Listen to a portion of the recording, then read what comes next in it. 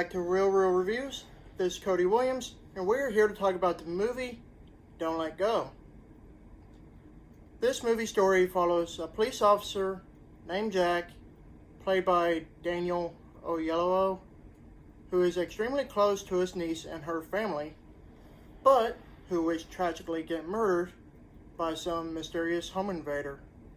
Days after their murder, he gets a phone call from that same niece, but she is in fact still alive, but from the past. He then gets phone calls from her throughout the whole movie, and they communicate with each other to prevent her from being killed. Wait a minute, this is somewhat of a loose remake of a movie years ago. I wonder what that could be. Oh yeah, the movie Frequency, which stars Jim Caviezel and Dennis Quaid from the year 2000. This is somewhat of a modernization of that same movie. So this is another Dennis Quaid remake, alongside The Intruder that released earlier this year, which was also a remake of 2003's Cold Creek Manor. This is Hollywood now. We're just lazily rehashing off of old movies now. Well, let's get back to the movie, shall we? For a remake, I was actually pleasantly surprised how good this movie was. I went in with little to no expectations, and I actually had a pretty darn fun time, believe it or not. Daniel Oyelowo and the child actress that played the niece, Storm Reed, both give an over-the-top performance.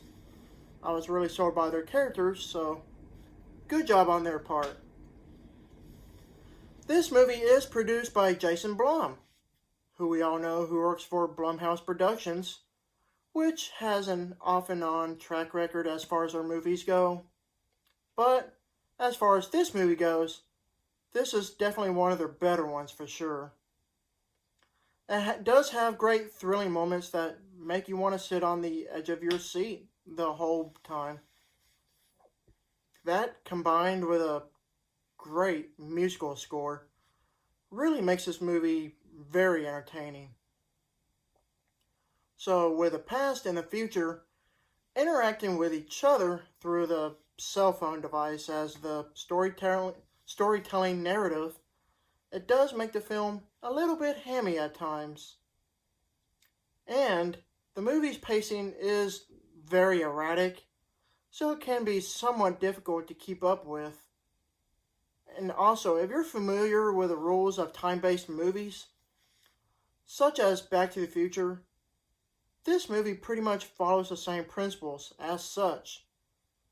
Won't go into details because that kind of falls into spoiler territory, and I don't want to ruin that for y'all. It really wasn't a bad movie, but it wasn't the best either.